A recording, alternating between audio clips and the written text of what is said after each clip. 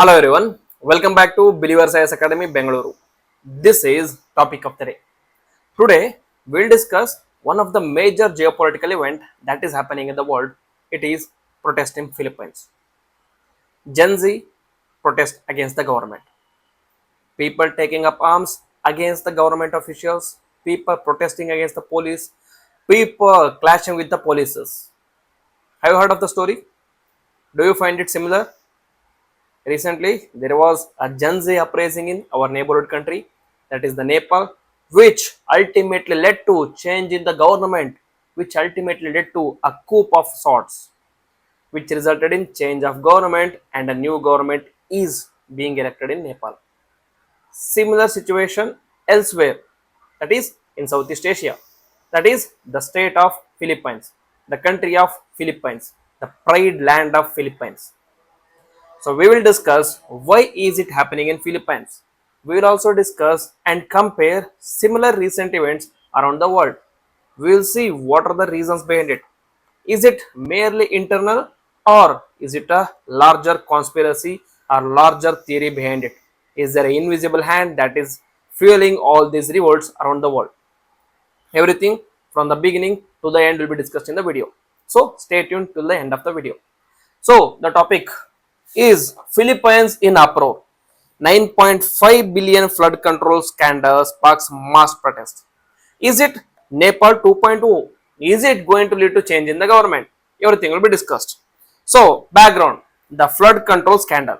What resulted in the Gen Z or the people coming out in protest against the government? There are various reasons, but the major reason is the corruption scandal that happened in flood protection or flood control project. In 2025, investigations uncovered or uncovered corruption over 9,800 flood control projects, which is worth Philippine peso 545 billion, approximately 9.5 billion. So the Philippine peso is the currency of Philippines. So 545 billion Philippines peso was used in corruption. The amount which was meant for flood control projects was used for corruption. Allegations include ghost projects, that is, projects reported as completed but they were never executed. It was there on the paper but not in the reality. Next, misallocation of funds, that is, the public money diverted for personal enrichment. Do you see a pattern? Same thing happened in Nepal as well. The Nepal protest started with the Twitter, started with Instagram, started with TikTok, whereby they started comparing the lavish lifestyle of the politicians and the reality of Nepal. Now the same thing is happening here. That is, in reality, something else is there, but what is being claimed is something else. Next, kickbacks. That is, contractors paying bribes to lawmakers for approvals. Okay. Do you see this similarity in India as well? There are many projects which are claimed to be completed, but in reality are not there. And there are many areas or many projects where the contracts are paying bribes. So the cases are there in India as well. Next, government's response. What did the government do? President Ferdinand Marcos Jr. acknowledged the crisis during his State of Nation address recently. An independent commission was established to probe the scandal. So this is a smart move from the government of Philippines. Okay, again let's go back to Nepal. What did the government do after the Gen Z started protesting or exposing them in the social media? The government response was banning social media, banning 26 social media, which instead of curbing the protest, what it did? It added fuel to the protest. Fuel to protest. As a result, they started protesting. The Gen Z organized protest. They burnt the parliament. They beat up many politicians. They even killed some of the politicians, which ultimately led to change in the government. But this particular instances in Philippines is different. Whereas the government accepted it. The government acknowledged lapse have been happened. Therefore, we are bringing a commission to look into this. So, other corruption issues was ghost projects, kickback and layoffs, and misuse of funds. That is, public money diverted for luxury spending by the contractors and officials. And one more thing was, which when I was reading about this article where I found out, was nepotism. The nepotism, that the power that is concentrated in few families. Power is concentrated in few families. That a person is a minister and his son is a minister and their son is a minister. It keeps on going. That is the case in India as well. I'm not saying like it's a completely similar with respect to India, but there are some symptoms that are present in India, that are present in Bangladesh, that are present in Sri Lanka, that are present in Nepal. Okay, next, public response and the protest. Major protest, September 21, 2025. There were mass protests erupted in Manila. They started a trillion peso march, also called as Baha Luneta, which drew tens and thousands of people. While largely peaceful, some clashes with police resulted in arrest and injuries. So many people initially claimed it to be very peaceful. Many people were even appreciating this move in Twitter, saying that it is a peaceful movement and peaceful revolt which should serve as an example for all the Gen Z protest. Example for protest. So they were using this as an example to criticize Nepal movement, where it turned into violent. But later times, for the period of time, because of the police atrocities, this also turned into non-violent. So no longer an example, you can say. Next, civic engagement. Protesters included students, religious groups, and civil society organizations, signaling a broader demand for accountability. So this is what it makes different from the Nepal Gen Z protest. In Nepal, the movement was mainly or largely driven by the Gen Z itself. That is the people born in 1997 to 2012. So youngsters of the country were the backbone of the movement. Here, it is not only Gen Z, it is the students, it is the religious groups, it is civil society. All of them came together for this particular movement. Next, so this is the Philippines, which is a Southeast Asian island nation with more than 2,500 or 25,000 islands which are come together in the Philippines, which lies at the tri-junction of Pacific plate, Philippine plate, and Indo-Australian plate. So it is in the convergence zone of these three countries or these three plates. As a result, it is full of volcanoes and full of archipelago. Okay, island archipelago. So this is surrounded by Sulu Sea, Pacific Ocean, South China Sea, and Philippines. Philippines also has a problem with China over the nine dash line. Nine dash line. China considers everything that is beyond this nine dash line as there, but the Philippines argue for this one. Philippines says that we follow UN clause rules. According to this 9 dash line, some part of the Philippine territory is being covered by China under 9 dash lines. Therefore, there are skirmishes always happening between China and Philippines. Okay, that is a thing for other day.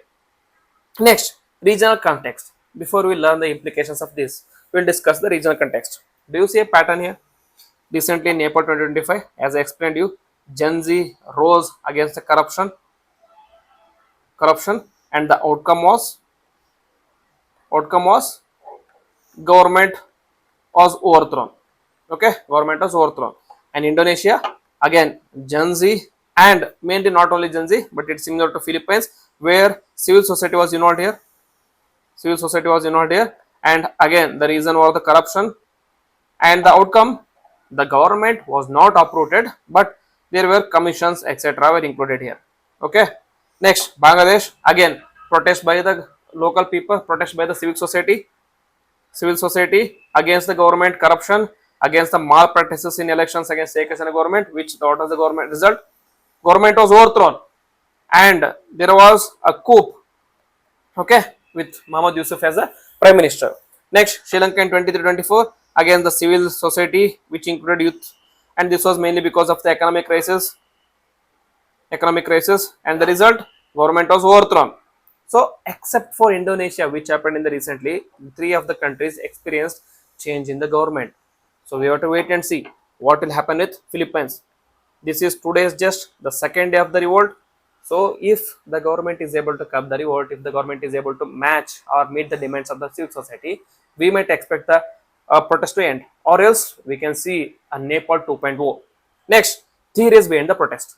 Many people argue whenever there is a protest like this, many people say it is not only the internal things that are behind this, but also the external forces, the invisible forces of the larger superpowers that are involved during this particular events. Same was claimed during the Sri Lankan crisis, same was claimed during the Nepal crisis, same was claimed during Bangladesh crisis as well.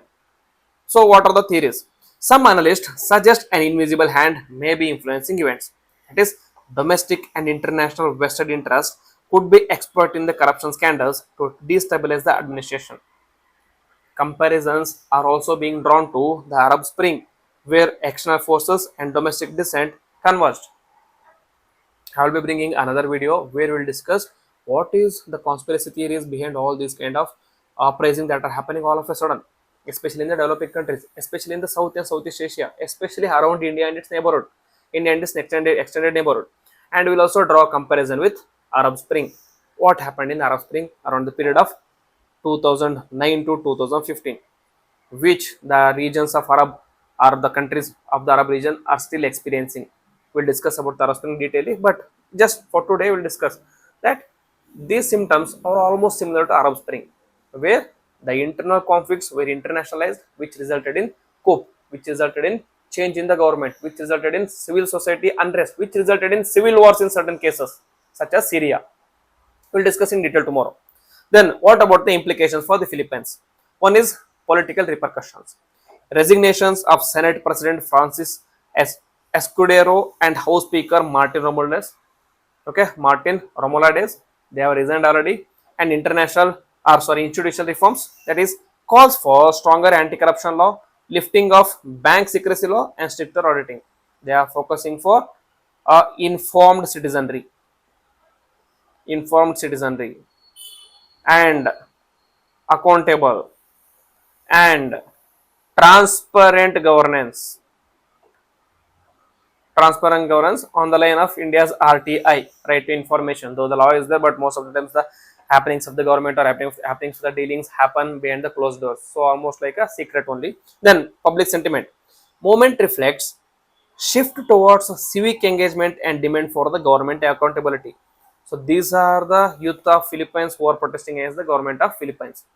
Marcos, Taskis, Sabayas, all these are the important leaders of Philippines. Next, critical analysis. So whenever such a large scale event happens, we have to analyze them. First is government challenge. That is, the scandal exposes systematic corruption across multiple levels of government and highlights weaknesses in oversight mechanisms. Next, civil society empowerment. Large scale public protests indicate that citizens are willing to challenge entrenched political elites, potentially leading to lasting institutional reforms. So, civil society or the citizenry are taking matters into their own hands, either with or without arms. Next, economic and political risks. Mismanagement of flood control projects can have direct consequences on the public safety and infrastructure, eroding the trust in governance. You are not eating the money out of any infrastructure projects. You are eating the money out of flood projects, which are meant to protect the people in case there is a large scale flood in the future and the embankment or the infrastructure which is supposed to be built under this project is not built. It is going to lead to losses again. It is going to lead to death and destruction of people again. So there is economic and the personal loss, plus add to that corruption. So it is going to increase the mistrust among the society and the government. Next, potential political instability could affect investor confidence and international relations as well. Next is regional lessons. Anti-corruption movements across Asia show that public pressure can produce tangible political outcomes, but sustainability depends on the institutional reforms rather than episodic protest. So, it is not the protest but outcomes of the protest that determine future of a country. So in case of Myanmar, again, you can also take a case of Myanmar. It was a coup. In case of Bangladesh, it was a change in government. In case of Nepal, it was again change in government. In case of Sri Lanka, it was a change in government, but more responsible and influx of outsiders. In case of Nepal, also influx of outsiders, in the sense outside elites, the people from the local society coming up to rule the country. Okay, we have to wait and see what will happen in Philippines. And out of this, what is the lesson for government of India? So all these events are a stern warning, a warning signals to India, you can say. First is focus on corruption, and mass is no longer mute. Okay, the mass is no longer mute, and bring institutional changes. institutional changes, and accountable and transparent government. So, if India wants to avoid similar episodes of protest which is happening around the world or across South Asia, India has to focus on these things. Okay, so again, lessons are there to be learned. India has to learn the lessons quick and fast. So, the conclusion is Philippines anti-corruption movement in 25 represents a pivotal moment in governance and civil society. While triggered by massive flood control scandal, it reflects larger demand for transparency, accountability, and systematic reforms. The government's response, both in punishing wrongdoing and implementing institutional safeguards, will determine whether this movement leads to lasting change or temporary political turbulence. Okay, so we have to focus on transparency, accountability, and citizen-centric movements. Okay, so this ends our discussion for Philippines, and tomorrow I'll bring another video where I'll compare Philippines and all the recent events that happened around South Asia, and also bring a comparison with respect to these events and the Arab Spring, and also discuss is there an involvement of invisible hands or the larger powers. Okay, with this I will end today's video. If you have any doubts or if you have any opinions regarding this one, if you think there are other forces that are being involved, if you think India has to learn from these events, write down in the comment box. Be opinionated, because UPSC or the world respects a person of opinion. So be a person of opinion, have the courage to show your opinions. With this I will end the video. Jai Hind, Jai Karnataka.